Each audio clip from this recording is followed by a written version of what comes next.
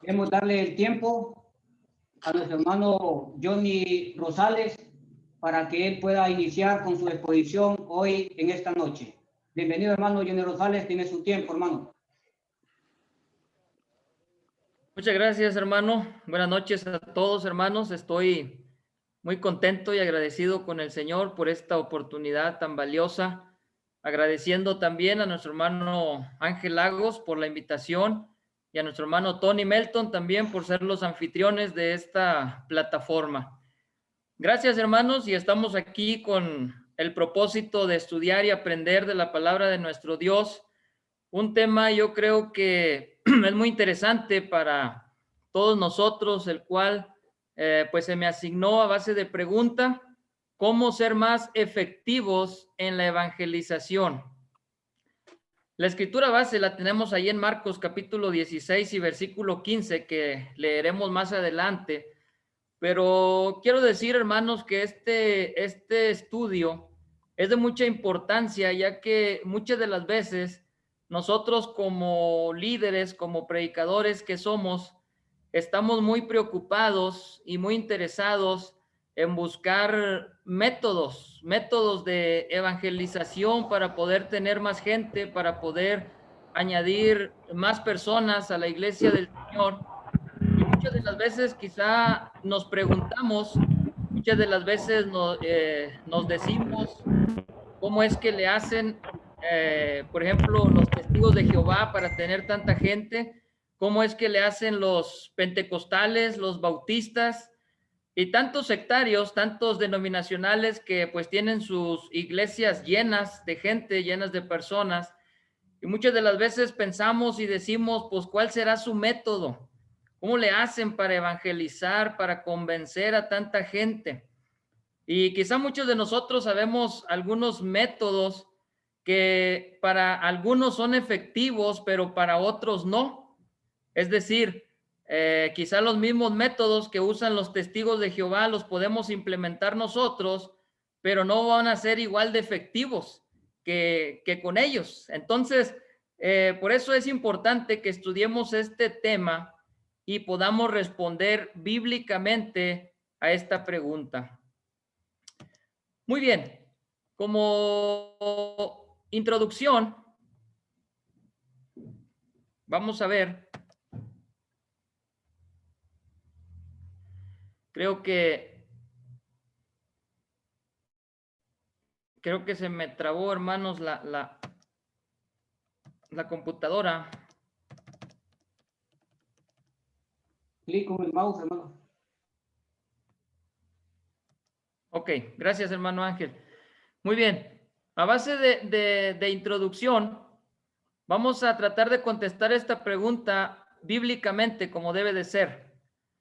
Y quiero comenzar dando una ilustración, hermanos. Una vez un hermano de mucha experiencia, de grande ya de edad, pionero en la Iglesia de Cristo acá en México, me dijo que él tenía una lista de todas las personas que él había bautizado y junto con sus fechas de bautismo. Y la lista ascendía a más de 100 personas. Esto a mí me pareció una muy buena idea y quise hacer lo mismo, quise hacer igual que él. Pero para entonces, quizá yo no había bautizado más de 100 personas, pero tampoco había bautizado menos de 2. Entonces, no me acordaba de todos los nombres de las personas que había bautizado, mucho menos de sus fechas. Debo reconocer y quiero confesarles que al principio me sentí mal, pero después de meditar y de pensar por algún tiempo, llegué a la conclusión de que si Dios ya los había inscrito en el libro de la vida, pues eso era lo importante. Eso era más que suficiente, como dice en Apocalipsis capítulo 20 y versículo 15, donde dice: y el que no se halló inscrito en el libro de la vida fue lanzado al lago de fuego. Como dije, hermanos, no sé cuál sea su posición en la iglesia, pero quizá entre nosotros pudiera haber diáconos, pastores, evangelistas, maestros, predicadores o líderes, cualquiera que sea su caso, cualquiera que seamos nosotros, pues esto nos preocupa tanto el saber qué tanta efectividad tenemos al evangelizar, qué tanta efectividad tenemos evangelizando o predicando. Ya que, hermanos, la palabra evangelizar simplemente quiere decir predicar el evangelio. Y el evangelio es dar las buenas nuevas de salvación a los perdidos. El ser efectivos, quiero comenzar con esto, quiero comenzar diciendo esto, que el ser efectivos no depende de la cantidad de personas que bautizamos o de la cantidad de las personas a las que le prediquemos. Y esto, hermanos, déjenme decirles, dijimos que íbamos a contestar esta pregunta bíblicamente, ¿cómo podemos ser más efectivos en la evangelización? Entonces, la respuesta debe ser bíblica. Y esto es lo que nos dice la palabra de nuestro Dios, que la efectividad no depende de la cantidad de personas que bauticemos, ni de la cantidad de personas que evangelicemos. Eso no es el evangelismo. Eso no es la evangelización. Si usted quiere saber qué tan efectivo es evangelizando, solo tiene que hacerlo. Ahora sí, nuestra escritura base, ahí en Marcos capítulo 16 y versículo 15 dice, y les dijo, id por todo el mundo y predicad el evangelio a toda criatura. Subrayé ahí la frase, predicad el evangelio. Esa es la gran comisión del cristiano que todos y cada uno de nosotros sabemos. Ese es un mandamiento para todos los que somos hijos de Dios, líderes y no líderes, predicadores y miembros, hombres y mujeres, jóvenes y ancianos. Todos los que pertenecemos al reino de Dios, tenemos que hacer este mandamiento que es predicar el evangelio. Y podemos notar que esta escritura no dice, y serán más efectivos los que alcancen más almas, bautizando más personas, y serán reprobados los que no bauticen a nadie. Esto no dice la escritura. La escritura dice, prediquen el evangelio. Por eso, Pablo el apóstol dijo ahí en 1 Corintios capítulo 1 y versículo 17, pues no me envió Cristo a bautizar, sino a predicar el evangelio, no con sabiduría de palabras, para que no se haga vana la cruz de Cristo. Y vuelvo a subrayar, sino a predicar el evangelio. Esta escritura, hermanos, no quiero que la malinterpretemos, porque muchas de las veces la malinterpretamos. Y esta escritura es favorita para los denominacionales bautistas, el versículo 17 de 1 Corintios 1, tanto como el versículo 14, también de 1 Corintios 1, donde el apóstol Pablo dice, doy gracias a Dios que a ninguno de ustedes bauticé. Y aquí en el versículo 17 dice, pues no me envió Cristo a bautizar. Y los bautistas creen que el bautismo no es importante. El bautismo, ellos creen que el bautismo es pues un requisito, pero no un mandamiento. Y mucho menos creen que el bautismo es para salvación. Y citan estas dos escrituras. Pero aunque este no es el tema, hermanos, y quisiera que quizá en las preguntas o en los comentarios quizá podemos profundizar, el apóstol Pablo no está menospreciando el bautismo, porque él mismo dijo en el versículo 14 que él bautizó a Crispo y a Gayo y también a la familia de Estéfanas. Entonces, él no está menospreciando el bautismo ni está diciendo que no se debe bautizar a las personas. Lo que está diciendo él que como apóstol, él no fue enviado a bautizar, sino a predicar el evangelio. ¿Y cómo podemos nosotros aplicar esta escritura hoy en nuestros tiempos a nosotros? Nosotros no somos apóstoles, pero sí fuimos enviados a predicar el evangelio, como vimos ahí en Marcos 16, 15. Esto quiere decir que nosotros no podemos ir por el mundo diciéndole a las personas, ¿te quieres bautizar? ¿Te quieres bautizar? ¿Te quieres bautizar? No vinimos a bautizar, porque el bautismo es importante y es para salvación, pero es el producto o la respuesta de haber predicado primero el evangelio. Nosotros tenemos que predicar el evangelio y el resultado de la predicación sería el bautismo. Como punto número 1, como dije, hermanos, no quiero detenerme tanto en este punto porque no es el tema que se me asignó, pero si ustedes quieren, lo podemos ir viendo en los comentarios para ir avanzando. El punto número 1, un enfoque equivocado. Muchas de las veces, hermanos, como predicadores, tenemos una perspectiva equivocada, un enfoque equivocado de lo que es el evangelismo o la evangelización.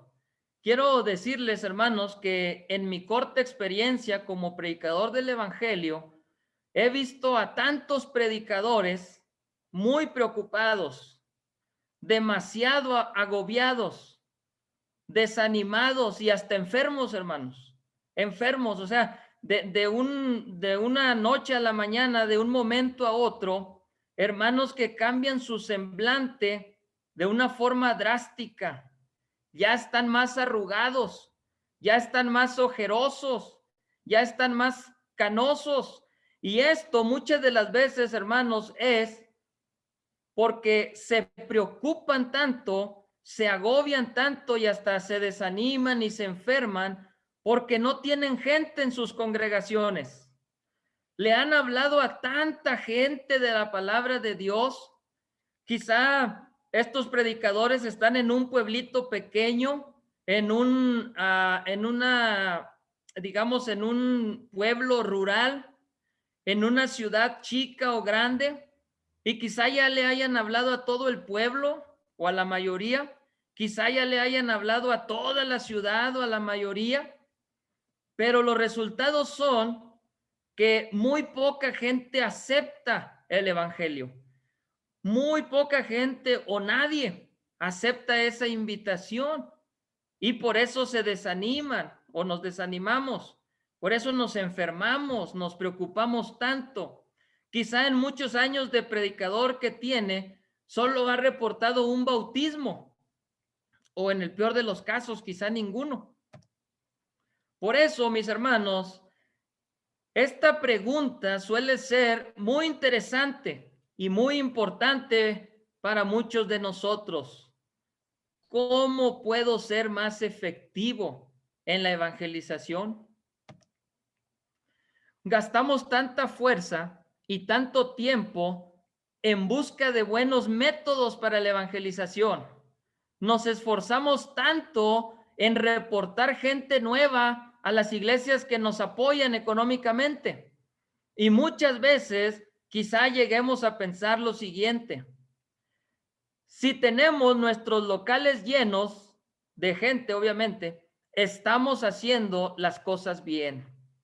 Si estamos reportando bautismos una vez al mes o una vez cada 2 meses o quizá hasta una vez por año, porque esto no cualquiera, ¿verdad? Pudiéramos decir que es muy poquito una vez al año, pero debo confesar que no cualquiera reporta un bautismo por año. Y si estamos haciendo esto, pensamos que las cosas pues van bien. Pero el otro lado de la moneda, si tenemos poca gente en los locales, esto quiere decir que algo anda mal. Si no estamos reportando bautismos a las iglesias que nos sostienen, entonces las cosas no están bien. Quiero decirles, hermanos, que este es un enfoque errado. Esta es una perspectiva, un pensamiento equivocado. Si pensamos de esta manera, terminaríamos vanagloriándonos de nosotros mismos. Yo no sé si este hermano, y déjenme decirles que yo no lo percibí de esta manera, pero yo no sé si este hermano lo hizo como para presumirme sus más de 100 bautismos o no, pero yo no lo noté así. Pero muchas de las veces he conocido predicadores o hermanos que se vanaglorían de esto. Yo llevo 30 bautismos. ¿Tú cuántos llevas? ¿Llevas 1? ¿Llevas 3? Es una cantidad muy pobre. Entonces, si pensamos así, nosotros terminaríamos vanagloriándonos de nosotros mismos e incluso terminaríamos compitiendo con nosotros mismos. Y como dije hace ratito, terminaríamos también deprimiéndonos si no vemos los resultados que queremos ver. Ahí en 1 Corintios, capítulo 3 y los versículos del 5 al 7, dice de la siguiente manera. 1 Corintios 3 del 5 al 7, ¿qué pues es Pablo y qué es Apolos? Servidores por medio de los cuales habéis creído. O sea que Pablo y Apolos eran solamente el medio para que algunos de los corintios se bautizaran y creyeran en el evangelio. Y eso según lo que a cada uno concedió el Señor. Yo planté, Apolos regó. Aquí no dice yo bauticé a tantos y Apolos a otros cuantos, sino dice yo planté y Apolos regó, pero el crecimiento lo ha dado Dios. Así que ni el que planta es algo, ni el que riega, sino Dios que da el crecimiento. Hermanos, nuestro enfoque no debe de estar en los resultados que tengamos al evangelizar. Nuestro enfoque debe de estar en plantar y regar la semilla que es la palabra de Dios, según la parábola del sembrador. No debemos de preocuparnos tanto de los resultados, porque según este pasaje, eso no nos corresponde a nosotros. Eso le corresponde a nuestro Dios. Los resultados de la evangelización nunca dependerán de la persona que predica. Puede ser una persona muy elocuente como lo era Apolos, poderoso en la palabra y elocuente. Puede ser una persona muy preparada como el apóstol Pablo. Puede ser un erudito, pero los resultados nunca van a depender de eso. La Biblia nos enseña que todo resultado en la evangelización depende de los corazones de las personas a las que vayamos a evangelizar.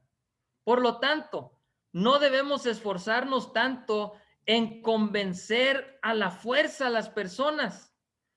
No tenemos que insistir tanto a tal grado de que se nos catalogue ya como personas tercas. Nuestro trabajo no es convencer, nuestro trabajo solo es predicar, es decir, sembrar y regar la semilla como lo hacía Pablo y Apolos. La parábola del sembrador nos enseña lo siguiente. Ahí en Mateo capítulo 13 y los versículos del 1 al 9 tenemos la parábola del sembrador. Y en los versículos 18 al 23, de ahí mismo de Mateo 13, tenemos la explicación de la misma. Aquí se nos dice a grandes rasgos que hay corazones duros. Hay 4 tipos de corazones. El corazón duro, según la parábola del sembrador, es la semilla que cayó junto al camino. Es decir, la semilla que cae en concreto, en cemento, donde no puede germinar, en donde dice la parábola que vienen las aves y se la llevan, se la comen, porque no puede enterrarse, porque está en concreto, está en la carretera, está junto al camino. Y esto es un corazón duro. Así que, hermanos, por más elocuente que usted sea, es más, pudiéramos traer quizá del más allá a Apolos para que le predique a un corazón duro. Y déjenme decirles que aunque Apolos sea el más elocuente, no va a poder germinar la semilla porque simplemente la persona está cerrando su corazón, está poniendo su corazón duro y no depende de la persona que está predicando, sino del corazón, qué tan disponible está. También existen corazones volubles. Esto es lo que dice la parábola del sembrador, lo que define como tierra pedregosa. O sea, cuando la semilla cae entre tierra que tiene piedras, la semilla germina, sí puede germinar, pero no tiene una raíz. Es por eso que crece la hierba o crece la planta, pero no da fruto. Y cuando viene el sol, la hierba se quema. O cuando viene la lluvia, pues simplemente se marchita la planta y no puede llegar a dar fruto porque no tiene raíz. Estos son los corazones volubles que quizá la palabra de Dios pueda germinar en ese corazón, pero cuando vienen las pruebas, cuando vienen las tribulaciones, cuando viene algo difícil, simplemente la persona no se mantiene porque no tiene una raíz, porque es voluble. Los problemas, las aflicciones, las cosas que no puede aceptar, pues terminan sacándolo del camino del Señor. También hay corazones vanidosos en la parábola del sembrador. Esto es la tierra entre espinos. O sea, cuando la semilla cae en tierra, pero hay espinos que al momento de querer crecer la hierba o la planta, los espinos la ahogan. Esto es cuando las personas son vanidosas y no quieren dejar de ser o de hacer ciertas cosas. Es decir, cuando la vanidad, pues no les permite dejar la vanagloria de la vida, los deseos, todas estas cosas, pues ahogan la palabra, ahogan la semilla y no dejan que ese hermano crezca. Y por último, en la parábola del sembrador, pues está los buenos corazones que se traduce como la buena tierra.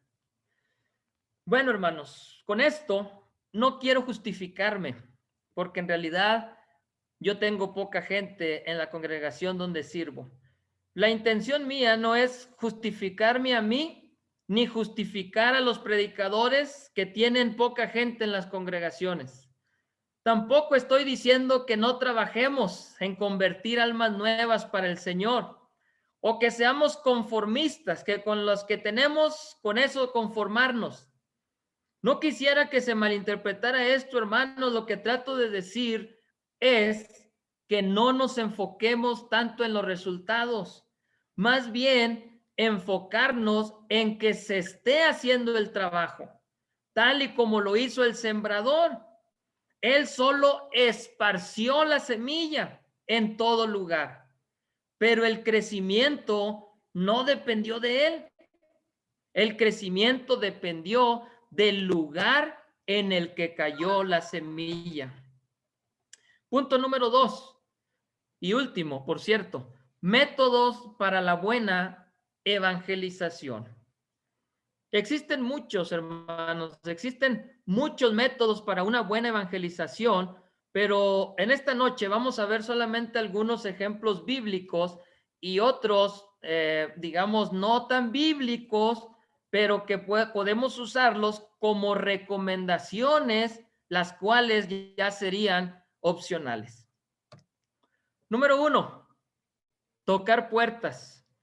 En Hechos capítulo 2, versículo 42 dice, y todos los días en el templo y por las casas no cesaban de enseñar y predicar a Jesucristo. Entonces, hermanos, nosotros podemos evangelizar por las casas, es decir, tocando puertas, predicando a Cristo. Yo creo que este es un método muy antiguo que creo que todos y cada uno de nosotros, los que estamos aquí reunidos, más de una vez hemos utilizado, pero quizá sea el método menos efectivo para muchos de nosotros.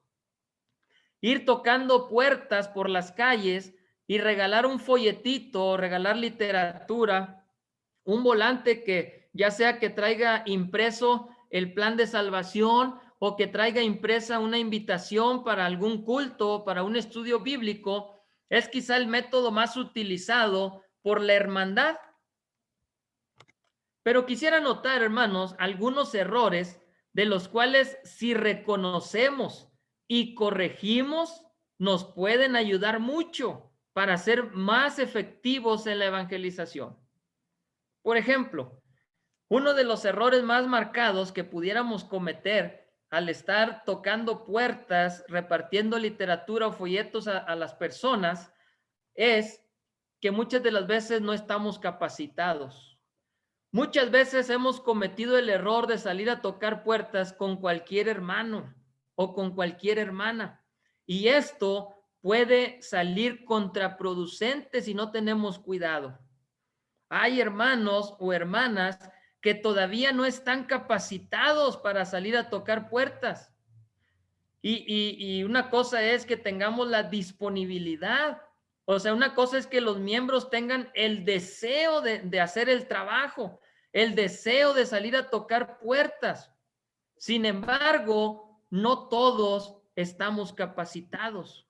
Podemos toparnos con gente denominacional que sí está capacitada y que quizá hasta pueda convencer a los hermanos que no están capacitados. Podemos quizá también toparnos con riñas campales o peleas. Así literalmente, hermanos, si no tenemos cuidado. Déjenme decirles por qué. En una ocasión, un hermano que salió a repartir folletos con nosotros, me acuerdo, esto ya es hace muchos años, una familia que era católica, pues lo corrió, incluso tenían por ahí la leyenda, una calca en su ventana donde decía, quizá muchos de ustedes han leído esto, esto es muy peculiar acá en México, muchos católicos ponen ahí en su casa, este hogar es católico, no se aceptan propagandas ni protestantes de ningún tipo. Entonces, este hermano, yo no sé si leyó o no esa leyenda, pero él siguió tocando, siguió invitando a la gente se enojó y le dijo que no está leyendo, que no está viendo, que aquí somos católicos, váyanse. Lo corrieron y este hermano, su reacción fue decirles, como quiera, se van a ir al infierno. Entonces, hermanos, por eso la importancia de tener que estar capacitados para poder salir a tocar puertas. En Colosenses capítulo 3, versículo 12 dice, vestíos pues como escogidos de Dios, santos de entrañable misericordia, de benevolencia, mansedumbre y de paciencia.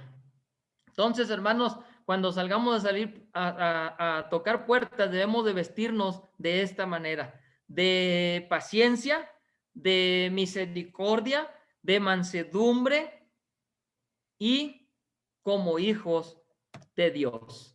Otro error que cometemos al salir a tocar puertas es la buena presentación o la presentación personal. A veces no ponemos atención en esto y salimos a repartir folletos en short o en, digamos, en playeras de tirantes, con peinados esos a la moda, ¿verdad? Mujeres cristianas con ropa muy provocativa, y el resultado de esto, si no ponemos cuidado, hermanos, es catastrófico. El solamente y no ir bien vestidos, esto es causa de que no nos quieran abrir las puertas las personas. O bien, si nos abren las puertas, pues muchas de las veces no le dan mucha importancia al mensaje que se les está dando o a la invitación que se les está dando por cómo vamos vestidos. Si la mujer no tiene cuidado también con esto, hasta pueden ser ofendidas por gente que no tiene temor de Dios. Entonces, es importante que veamos esto. Como dice 1 Timoteo 2:9, asimismo que las mujeres se atavíen de ropa decorosa, con pudor y modestia, no con peinados tentosos, ni oro, ni perlas, ni vestidos costosos. Aunque esta escritura se refiere solamente a las mujeres, hermanos, sabemos que la aplicación también es para los hombres. Y por último, quizá podemos cometer muchos más errores, pero solamente son los que quiero compartir con ustedes. Es recomendable que no vayamos solos a tocar puertas, sino siempre acompañados. Esto también a veces es causa de que no nos acepten o de que no nos abran las puertas cuando vamos solos a tocar puertas, y más, hermanos, a como estamos viviendo, la situación en la que estamos viviendo, el mundo en el que estamos ahorita, por cómo están las cosas, pues es casi seguro que no nos van a abrir las puertas, y menos sabiendo que somos hombres y que solamente va uno solo, pues la gente va a pensar mal de nosotros. Es muy diferente a si llevamos a nuestros hijos pequeños, es muy diferente a si llevamos a nuestras esposas o alguna hermana acompañada de nosotros o acompañados nosotros de ellas, pues quizá haya más aceptación de las personas. En Lucas capítulo 10 y versículo 1 dice: después de estas cosas designó el Señor también a otros 70, a los cuales mandó de 2 en 2 delante de él a toda ciudad y lugar a donde él había de ir.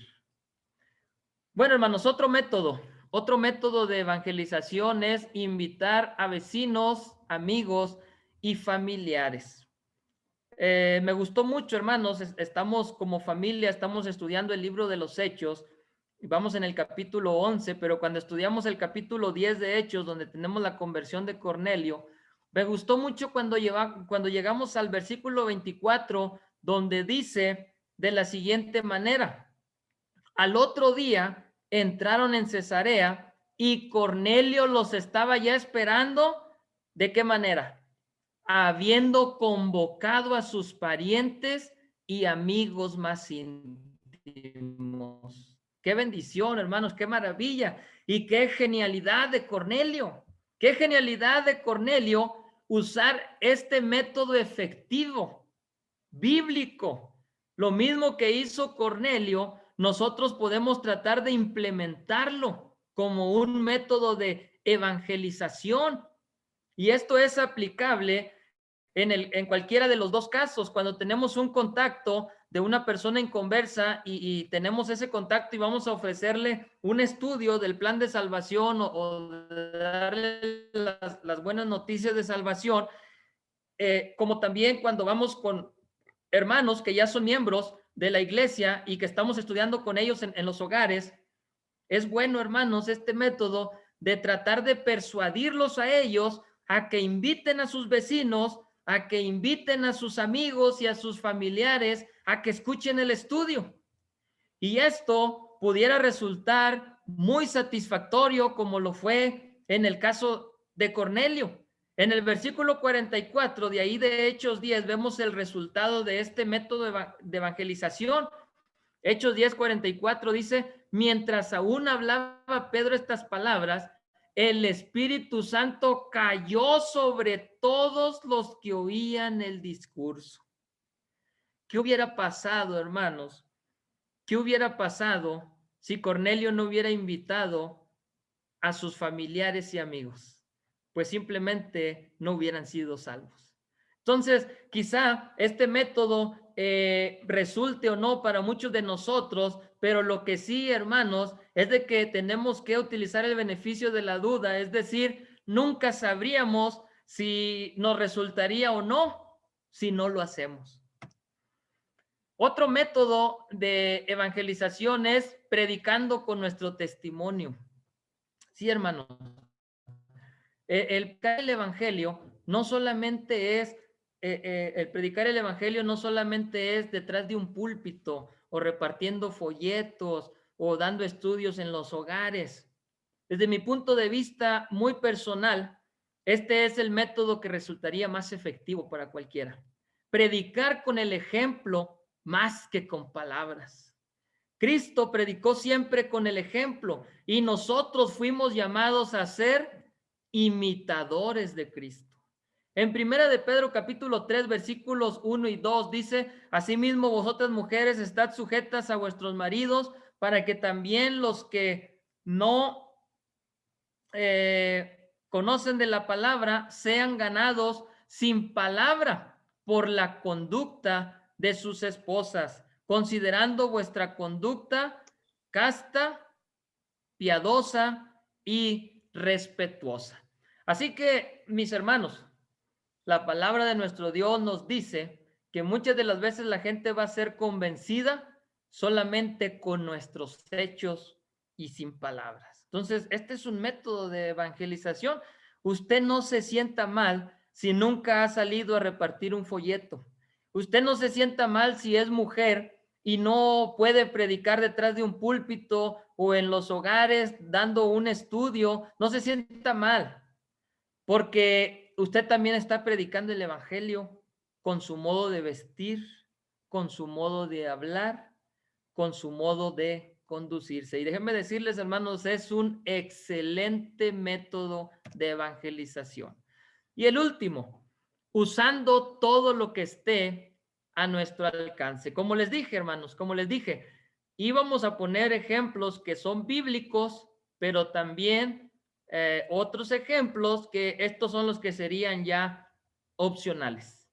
Por ejemplo, el Internet, tal y como lo estamos haciendo hoy mismo.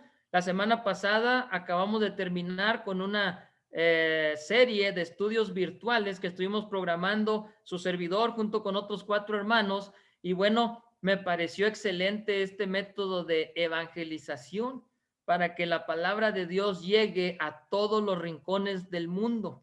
También los mercaditos rodantes, ¿verdad? Que está muy de moda. Cuando he visto a los denominacionales que ponen ahí sus bocinas, sus micrófonos, y pues en los mercaditos va mucha gente y es muy buen método de evangelización, porque mientras uno está predicando, otro está repartiendo folletos, otro está anotando contactos, y bueno, da muy buenos resultados. Muchas de las veces, hermanos, déjenme decirles, predicar en los hospitales también, esto es algo que muchos cristianos lo ven mal y que lo toman como evangelismo social. Pero déjenme decirles, hermanos, que el propósito no es hacer mercadería con la palabra de nuestro Dios, ni tampoco, no estoy seguro que exista esta falsa doctrina del evangelismo social, pero si así fuera, ese no es nuestro propósito. El propósito principal, cuando hemos salido a predicar la palabra de Dios ahí en los hospitales, el propósito principal es hacer misericordia con la gente. La gente muchas de las veces está desvelada y está pegada ahí con los pacientes y no pueden salir a comer o a ir a sus casas a bañarse, a comer, están todo el tiempo ahí y muchas de las veces hasta ni tienen dinero para ir a un restaurante o a una fondita a comerse unos tacos, y muchas de las veces lo que tratamos de hacer es hacer misericordia con el prójimo, ir a entregar un taquito, comida para estas personas, y se aprovecha este medio para predicar el evangelio. ¿Por qué no? Los testigos de Jehová los vemos en cada esquina, los vemos en los mercaditos también. Y déjenme decirles, hermanos, muchos hermanos creen que porque imitamos estos métodos estamos mal, porque ellos creen que son métodos denominacionales, pero esto no es cierto. Esto no es cierto. La Biblia dice que imitemos lo bueno y desechemos lo malo, ¿sí? Entonces, por ejemplo, los denominacionales practican el diezmo y nosotros no lo practicamos y nos jactamos de que no diezmamos, pero muchas de las veces ni siquiera ofrendamos como dice la Biblia, que dice, según hayamos prosperado. Entonces, es un buen punto a imitar de los denominacionales, que aunque están mal en dar el diezmo, pero por lo menos ofrendan bien, cosa que muchas de las veces nosotros no lo hacemos. Estas personas que están con el micrófono en los mercaditos rodantes, que se ponen ahí en las esquinas, en las tienditas, traen una doctrina equivocada, pero por lo menos lo hacen, están predicando el evangelio. Y muchas de las veces nosotros decimos, no lo vamos a hacer así porque vamos a parecer testigos, porque vamos a parecer bautistas, pentecosteses. Pero, hermanos, tenemos que hacerlo de cualquier forma, tenemos que predicar el evangelio. Las plazas o centros recreativos también es un método que está a nuestro alcance y que debemos de utilizar para predicar el evangelio. Pero, como siempre decimos, hay que tener en cuenta Mateo 10:16, donde dice: he aquí yo os envío como ovejas en medio de lobos, sean pues prudentes como serpientes y sencillos como palomas. Entonces, cualquiera de estos medios que vayamos a ocupar, el internet, los mercaditos rodantes, los hospitales, los parques, las plazas, tenemos que ser prudentes y sencillos al estarlo haciendo. Como conclusión, hermanos, hemos aprendido por medio de la palabra de Dios que la efectividad en el evangelismo no es el resultado, sino simplemente el hacerlo. Es la gran comisión de todo cristiano, es un mandamiento para los hijos de Dios, así que te invito y te animo a que lo hagas y que no te enfoques tanto en el resultado, solo hazlo. Dios los bendiga, este es el estudio.